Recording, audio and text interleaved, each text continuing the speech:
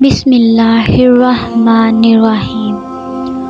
قوم بنی اسرائیل کا واقعہ۔ بنی اسرائیل پر اللہ تعالیٰ نے جتنے احسان کیے شاید ہی کسی اور قوم پر کیے ہوں۔ اللہ تعالیٰ کے انعامات و اکرام کا اتنا وافر حصہ ملا ہو۔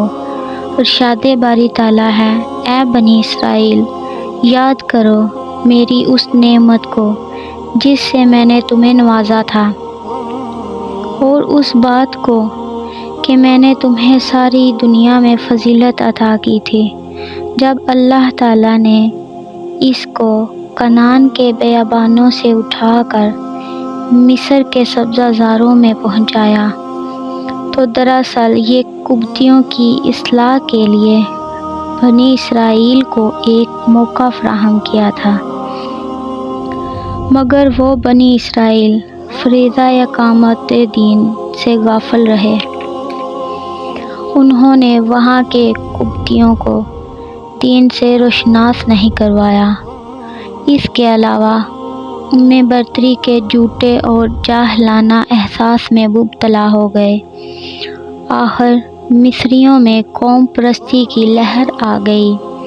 اسرائیلیوں کو اقتدار سے علیحدہ کر دیا گیا اور نوبت یہاں تک پہنچ گئی کہ اسرائیلی تہذیب مٹانے اور اسرائیلی قوم کو دنیا سے نیست و نابود کرنے کی سازشیں ہونے لگیں۔ ان کی نسل کشی کے لیے ان کے نوزائیدہ بچوں کو ایک قانون کے تحت قتل کیا جانے لگا اور ان کی لڑکیوں کو قبطیوں کی خدمت کے لیے زندہ رکھا جانے لگا۔ قرآن کہتا ہے کہ وہ تمہارے لڑکوں کو قتل کرتے تھے اور تمہاری لڑکیوں کو زندہ رکھتے تھے، اور اس حالت میں تمہارے رب کی طرف سے تمہارے لیے بڑی آزمائش تھی۔ ان سے زبردستی کی جاتی تھی اور ان کو سرِ عام رسوا کیا جاتا تھا۔ یہ مجبور قوم ذلت کے دن گزار رہی تھی اور یوں لگتا تھا کہ یہ قوم رسوائی اور غلامی کی زندگی ہی گزارے گی، اور ذلت ان کا مقدر بن چکی ہے۔ تب اللہ تعالیٰ نے ان کی دعاؤں کو سنا، ان کی ہدایت اور رہنمائی کے لیے حضرت موسیٰ علیہ السلام کو مبعوث کیا۔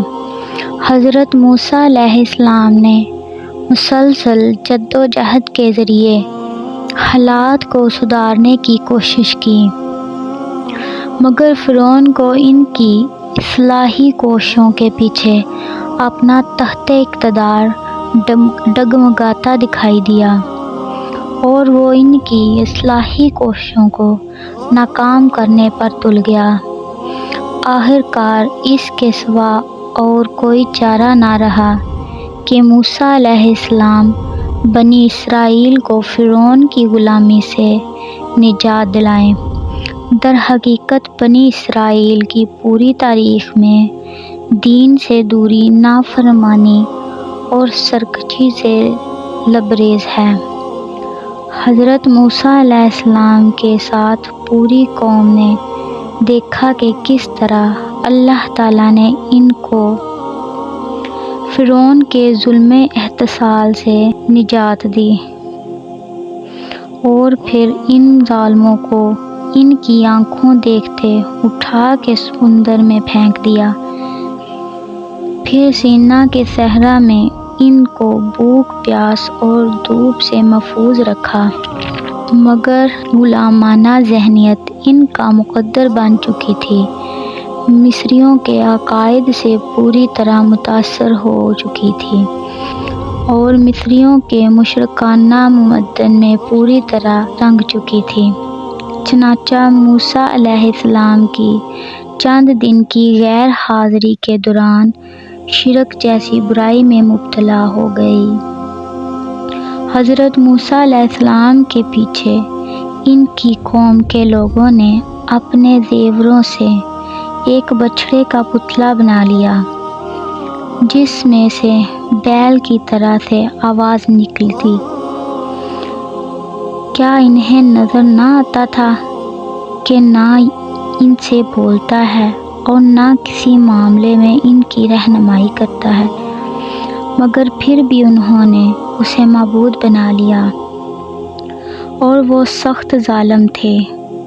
پوری قوم کی بے بسی کا یہ عالم تھا کہ ہارون علیہ السلام کے سوا کوئی بھی فرد ایسا نہ تھا جو قوم کو اس حالت پر نکیر کرتا۔ موسیٰ علیہ السلام نے طور سے واپس آ کر قوم کو اللہ تعالیٰ کی عطا کردہ فرمودہ اسلامی ضابطہ حیات سے روشناس کیا اور اسے اختیار کرنے کی تلقین کی۔ قرآن میں ہے کہ اس کے بعد ہم نے موسیٰ کو زندگی کے متعلق ہر پہلو کے متعلق واضح ہدایت لکھ کر دی۔ علم و ہدایت کو مضبوط ہاتھوں سے سنبھالو اور اپنی قوم کو حکم دو کہ ان کے بہتر مفہوم کی پیروی کریں۔ ان قریب میں تمہیں فاسقوں کے گھر دکھاؤں گا، مگر یہ پوری قوم فقہ مشفاقیوں میں پڑ گئی تھی اور مختلف طریقوں سے احکام الہی کو پس پشت ڈالتی رہی۔ بنی اسرائیل سے وعدہ کیا گیا تھا کہ خطہ فلسطین میں اسے آباد کیا جائے گا تاکہ وہ وہاں ایک اسلامی ریاست قائم کر سکیں۔ یہ دنیا کی گمراہی کی لرزہ خیز تاریخیوں میں ہدایت کی مشعل روشن کرے، مگر یہ لوگ اپنی اس ذمہ داری سے منہ پھیرنے لگے اور جی چرانے لگے۔ اس بدبخت قوم نے حضرت موسیٰ علیہ السلام کو یہ تک کہہ دیا، موسیٰ علیہ السلام، ہم تو وہاں کبھی نہ جائیں گے جب تک وہ وہاں پر موجود ہیں، بس تم اور تمہارا رب دونوں جاؤ اور لڑو، ہم یہاں بیٹھے ہیں۔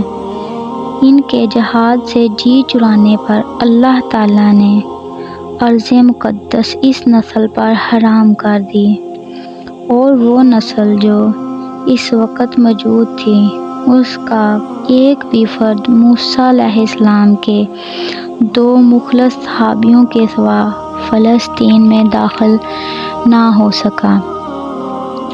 سیدنا موسیٰ علیہ السلام کی وفات کے کئی برس بعد ارض فلسطین فتح ہوئی، وہ بھی شاید نئی نسل کی اسلامی تربیت کے بعد، مگر اس قوم میں نافرمانی گویا خوب کوٹ کر بھری تھی۔ اس لیے ان لوگوں نے اللہ کی آیات کو جھٹلایا، اللہ کی آیات کی غلط اور منمانی تعبیریں کر کے کتاب اللہ کو اپنی خواہش نفس کے تابع بنا لیا۔ مشرک قوموں کے اثرات قبول کر کے شرک و جاہلیت کے ہر فتنے میں مبتلا ہو گئے، شریعت الہی کے احکام کو مسخ کیا اور دین کی روح کو یکسر ختم کر دیا۔ ان کی اصلاح اور اقامت دین کے لیے انبیاء کرام ان کے علاوہ مصلحین اٹھے اور ان کو جھٹلایا اور ان کی اذیت رسائی میں کوئی کسر نہ رکھی، حتیٰ کہ بعض کو قتل کر دیا گیا اور بعض کو پھانسی پر چڑھا دیا گیا۔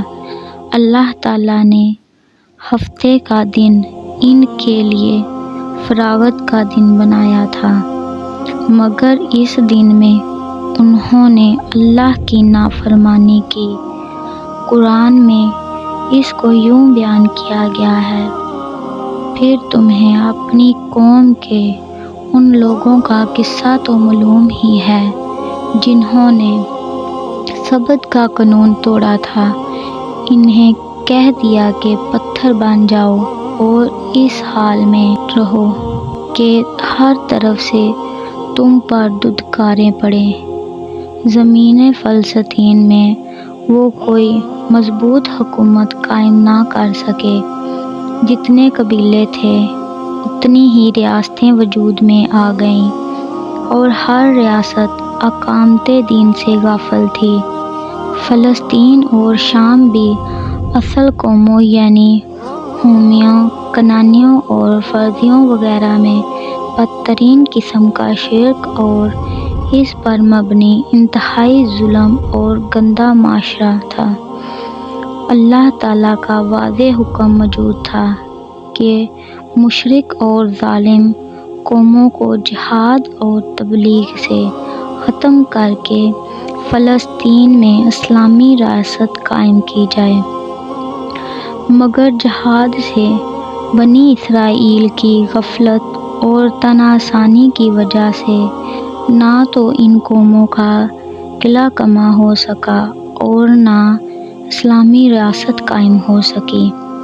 حضرت داؤد علیہ السلام کے زمانے تک پوری طرح مشرک قوموں کے تہذیب و تمدن میں رنگے جا چکے تھے، مگر شاید ابھی تک مکمل رسوائی اور ذلت مطلوب نہ تھی، اور اللہ تعالیٰ نے ان کو مزید مہلت دی۔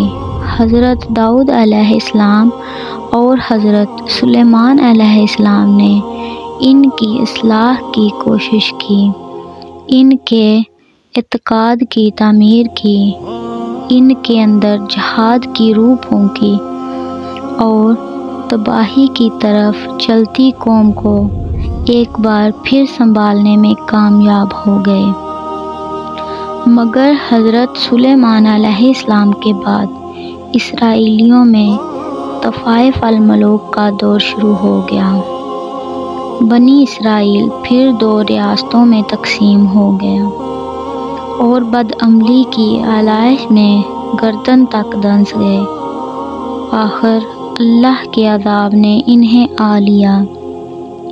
دنیا میں سب سے زیادہ پیغمبر بنی اسرائیل کی طرف بھیجے گئے، مگر انہوں نے ہر پیغمبر کی نافرمانی کی۔ یہ ایک سرکش قوم تھی، یہ ایک نافرمان قوم تھی، اور اللہ تعالیٰ کی سب سے زیادہ نعمتیں ان پر ہی نازل ہوئیں، مگر انہوں نے ہمیشہ اللہ تعالیٰ کے حکم کی نافرمانی کی اور عذاب کے مستحق ہو گئے۔ اور ایک وقت ایسا بھی آیا جب ان تمام کو غلام بنا لیا گیا۔ بخت نصر نے ان کی اینٹ سے اینٹ بجا دی، لاکھوں اسرائیلیوں کو قتل کر دیا گیا اور لاکھوں کو غلام بنا کر اپنے ساتھ لے گیا۔